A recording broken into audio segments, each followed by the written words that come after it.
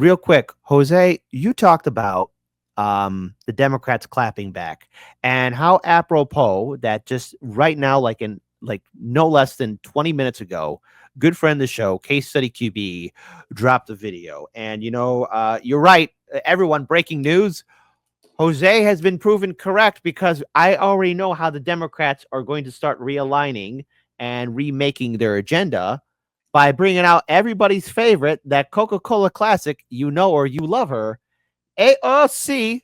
New poll suggests AOC best aligns with Democrat values and asks Oh if she my should run God. in 2028. It's a 4 minute and 1 second video. We'll play halfway through, pause, give some comments, and then play the rest of it.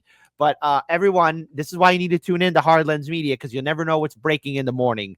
Let's go ahead and play this madness. Shout out to Case Study QB. I don't know how he does it, but he's made out of stronger stuff than me. The Republicans have the White House, the Senate, and the House. If they want to do this, and if they want to screw over the American people, they can do this with their votes and their party. The question Democrats have confronted since Election Day is, who actually is leading their party? Well, this new CNN poll out this morning gives us a sense of who Democrats and Democratic-leaning voters think best aligns with their party's core values. And that's Alexandria Ocasio-Cortez, the New York Democrat and progressive firebrand who was furious at Senate Democrats for allowing the GOP spending bill to become law.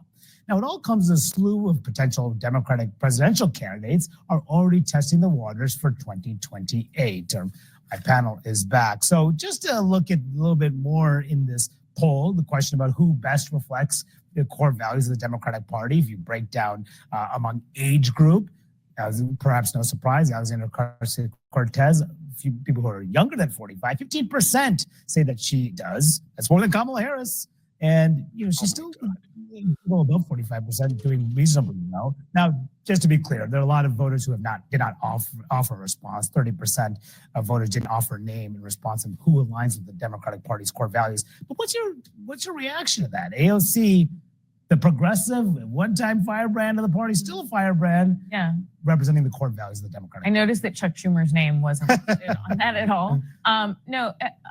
The Congresswoman is clearly tapping into something across the Democratic base because she is someone who knows how to, unlike I think a lot of other Democrats, knows how to operate in this new media ecosystem, right? Which is that just traditional media doesn't work all the time. Reaching voters in that way doesn't work all the time. She blankets social media across the board and makes herself available to voters in a way that you don't see Chuck Schumer or Hakeem Jeffries making themselves available to voters. Yeah. And I think that that's also why you're hearing her. Jose. So this is what they're going to do. They're going to pull out AOC after ever since she got into office in 2018. And since then, they've been labeling her as a troublemaker. Oh, she doesn't fit with the party. The party denies her any kind of real leadership responsibility. I mean, when you look at AOC, she's never really been in control of a committee or any real leadership position. And yet they want to push her for 2028. She's going to be treated the same way as Bernie Sanders was, and no one's going to give a damn. See, don't buy it. This is what I'm saying. Don't buy it. She might run for president. She might make that decision. But this is all to manipulate the young people who are very clearly dissatisfied with the Democratic Party.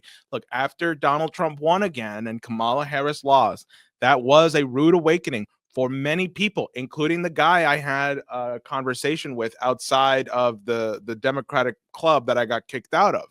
Because, what do? Of course you're upset with the party, and of course you're going to be demoralized as hell because you're going to feel unheard. So look at when this is happening. They are doing this now, right? In an off year, right? It's not really an off year because you still have local elections and stuff, but in an off year for federal elections where what they're going to do, they're going to make all the progressives who feel disillusioned, who feel like they were betrayed, who feel like they didn't get a fair shake.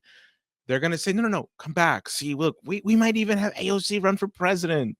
We might even have, look, Jamal Bowman and Cory Bush, they just did a podcast. They denounced your party. We're right. Biden was wrong. Come back. So they're going to, rope him back in. 2028 comes.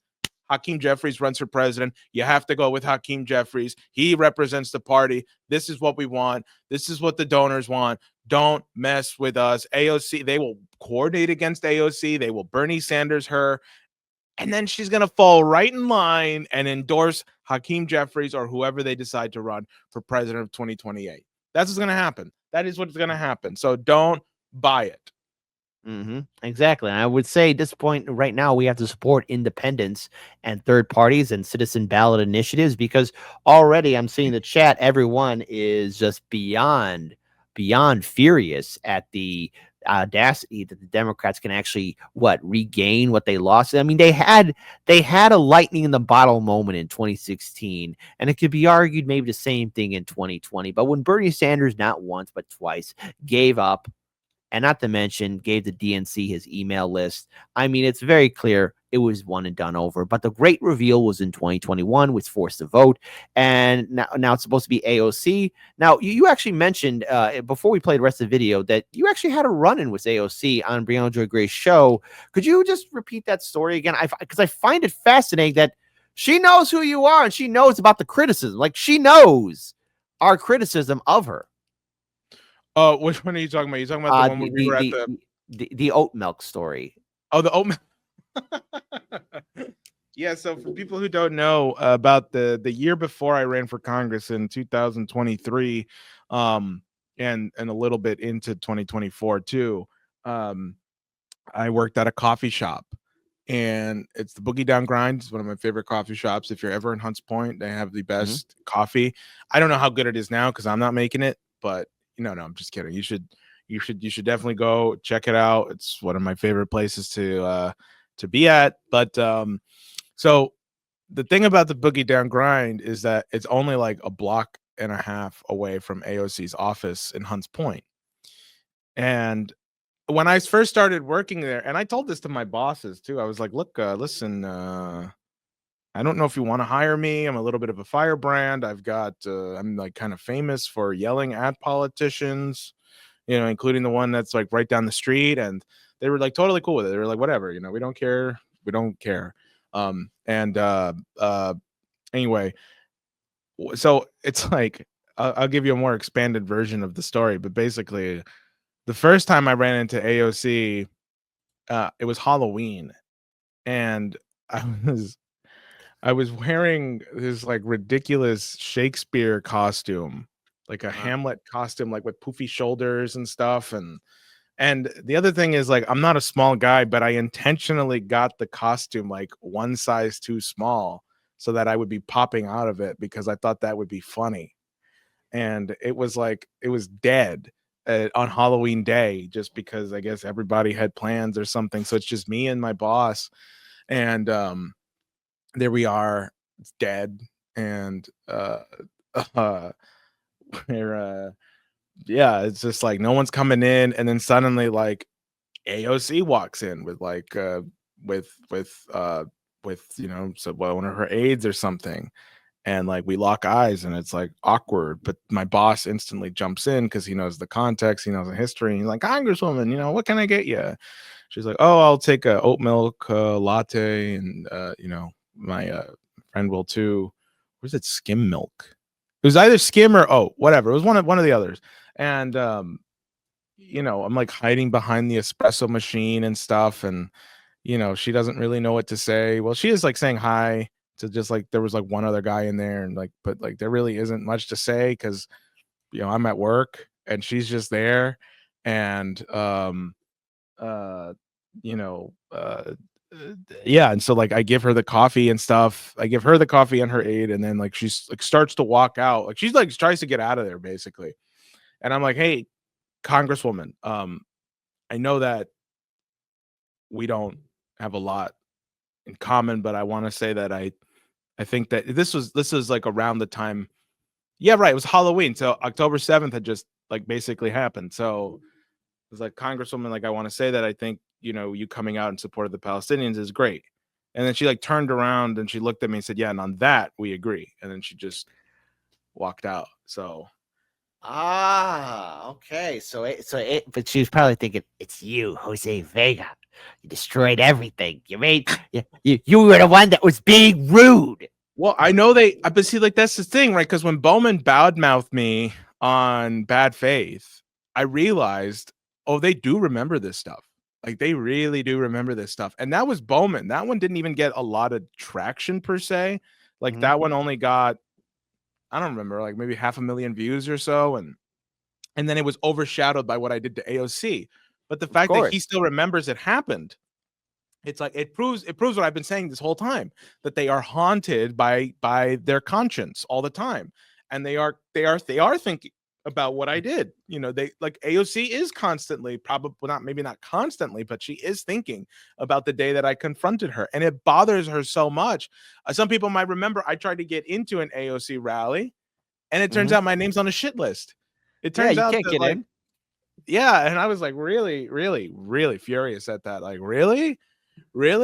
Like, I'm practically on your side on this. That AIPAC is trying to come after Bowman. I don't agree with that, you know, and like you won't even let me come in there. Fine.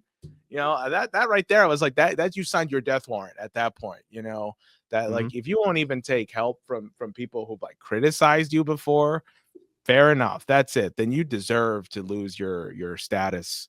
You deserve to lose your approval rating. You deserve to just like that's it. You know, But there is something else too, and I think it's important. Like, look, yes, we can be critical of AOC, but you brought up something else that was fascinating, like why people do support her, because she does do town halls, and you mentioned that people do attend them, and that she has done a lot, especially when you're speaking with Brianna. Could you elaborate just a little bit before we play the rest of this video? Because again, I'm finding it funny that they want to use, and I think that's something they could use to, you know, say like, hey, AOC meets with her constituents. But I mean, could you talk a little bit about that, just while we still have you for a little bit?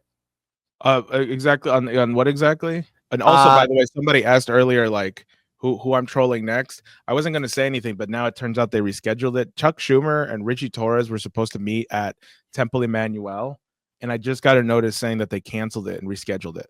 So, They know you're coming.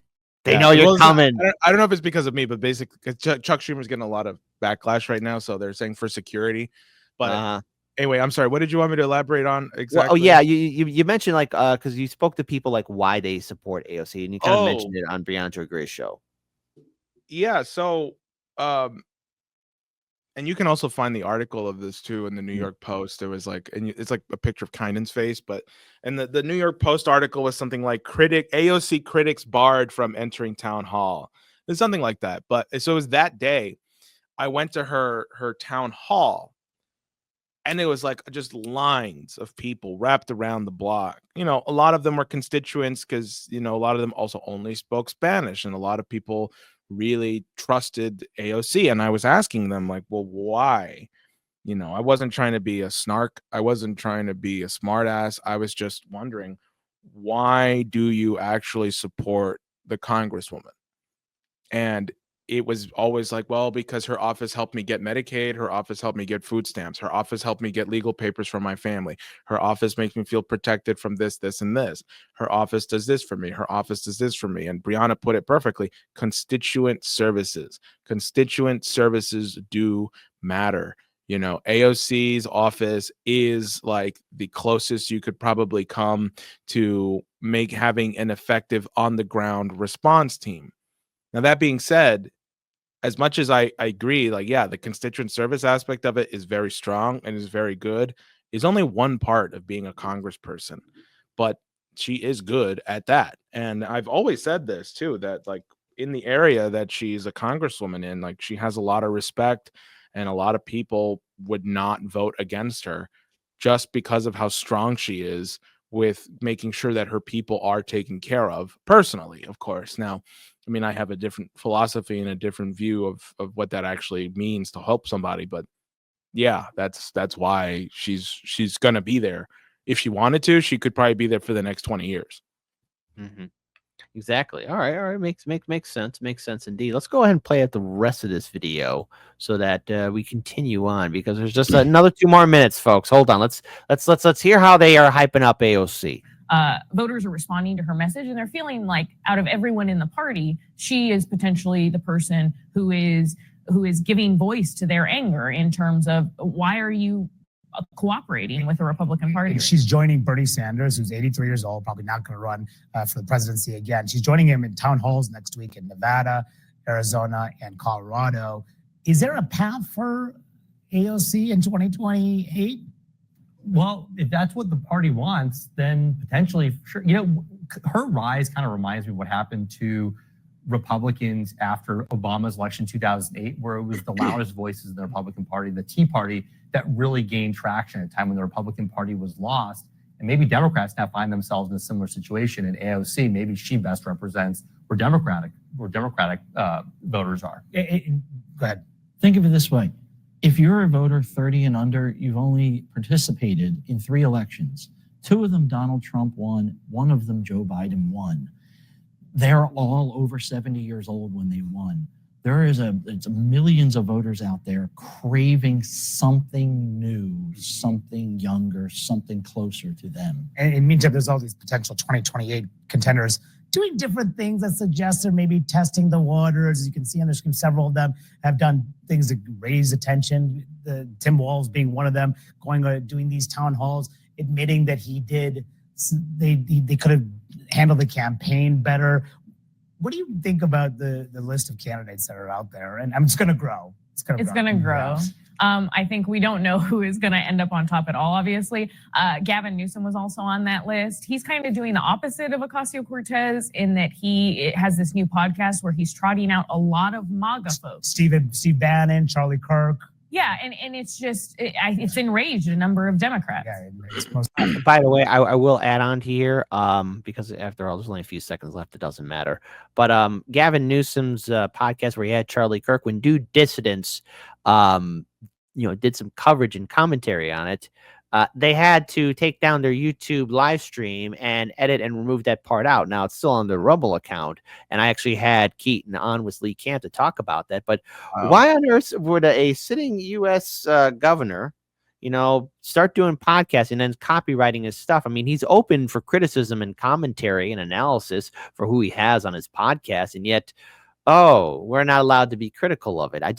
I find it fascinating. It'd be funny if it weren't so sad, but that's what happened. And it was no longer just like a few days ago where that just went down. In this day and age now, all these politicians from Michelle Obama to, I guess, Cory Booker, Jamal Bowman, Gavin Newsom, they're all doing the podcasts as if we don't hear enough from these politicians already. Well, it's all part of the Democratic playbook to try and win back people, because they have to do that now. This is the year to rebuild that trust. It goes back to a little bit about what I was saying before, right? They're working on giant media campaigns right now to try and win people back, and having this like sort of candid podcast with Charlie Kirk, like, I'm going to learn from what I did wrong. You know why? Because Gavin Newsom is also probably being groomed to run for president too. Right. There's a lot of interests happening here at play. And if there's one thing that I also learned from the Brianna Joy Gray podcast is that the Democratic Party doesn't function like a hive either. There is like the corporate part of the Democratic Party, and then there are the progressives, and the progressives submit to the corporate party of the wing every single time. So, there's like that. That's why the AOC is going to be the progressive faction of the Democratic Party, and the Gavin Newsom or the Hakeem Jeffries is going to be the corporate wing. And the corporate wing is going to win out against the progressive every single time. I mean, you just have to look at the story that Cori Bush was talking about, where all the unions just flipped on her like that. Because the Democratic Party control of who gets the power, who endorses who actually mobilizes people to go vote runs pretty deep.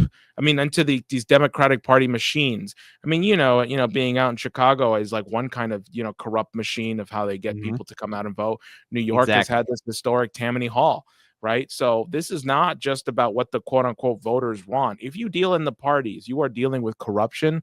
You are dealing with mobster types. So, that's also why I think like Bowman really doesn't have a shot against Torres. Now, that being said, some people, I know as you saw that Torres may be leaving for governor. That's why I'm saying, like, if Bowman somehow does become the primary, in this district, right, where it's like, he won the Democratic primary, Richie Torres will be out. First of all, Richie Torres, even though he's maybe running for governor, he may also be running for Senate. People should think about that too, right? Because it's a statewide position, and he keeps talking about New York this, New York that, and he keeps criticizing Hochul. He could also be gunning for Schumer's seat as well. But more importantly, people should realize that even if you do decide to run for an upgraded seat, let's say a statewide, like a senator or a governor seat, you can still keep your seat running. Like you could still keep your election. So for example, if I was a congressman and I wanted to run for governor, I could also run for the primary of my district. So if I lose the governor race, I can still keep my seat as a congress member. This happens all the time. This is how Lee Zeldin did it. So, it's also not a guaranteed that just because he's running for governor means he'll leave the congressional race. But even it doesn't matter. It doesn't matter. My point is that unless we have a real independent movement that is not just, these Democrat losers coming on podcasts talking about how we messed up, we're sorry. No, if you have a real independent movement, which is what we're building here in the Bronx, unless you have that, you will never have sanity in politics again. Exactly. I agree.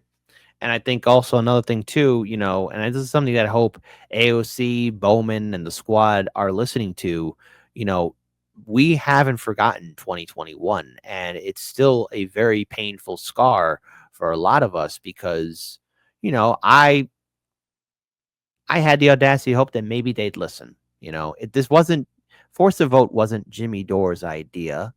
It was from the DSA playbook, and the Freedom Caucus former Representative Matt Gaetz proved that tactic could work. And the thing is, all the propaganda against it was nothing but that, just propaganda. So maybe we'd like an apology or either that. Okay, just maybe listen to us. But, so many people, even in my audience, I mean, they're burnt out. And I think we need independence. We need third parties, and we need to start focusing on citizen ballot initiatives to make that change. And a lot of people can, fear is a very powerful tool. I understand the concept of fear. And I think if it gets the better of you, we're going to be making the same mistakes over and over again. And we can't afford that anymore. It's time to really move on and break away from both parties. That's including the Republican Party, the Democrat Party, both parties. Because if we don't, we're just going to be here over and over again. And perhaps maybe this midterm election cycle could be the election cycle where people do wake up. But you can only hope. Right. No, that's right. And I think, I don't claim to be perfect. I don't claim to know everything. That's why coming on podcasts like yours, Jimmy Dore's, Due Dissidents, and Brianna Joy Gray, if you can all continue to if we can all just work together to honestly build a real cohesive independent movement. And if it can be also used like with here in the Bronx, where we have a headquarters that's designed to carry whatever that movement will look like forward, we will be powerful. I mean, we really will be powerful. I ran once. I didn't know what the hell I was doing. Now I know what not to do. I still don't think I know everything, but I'm in a much better position to get something done now than I was last year. And I'm ready to just move with you, buddy. I'm ready to just go forward.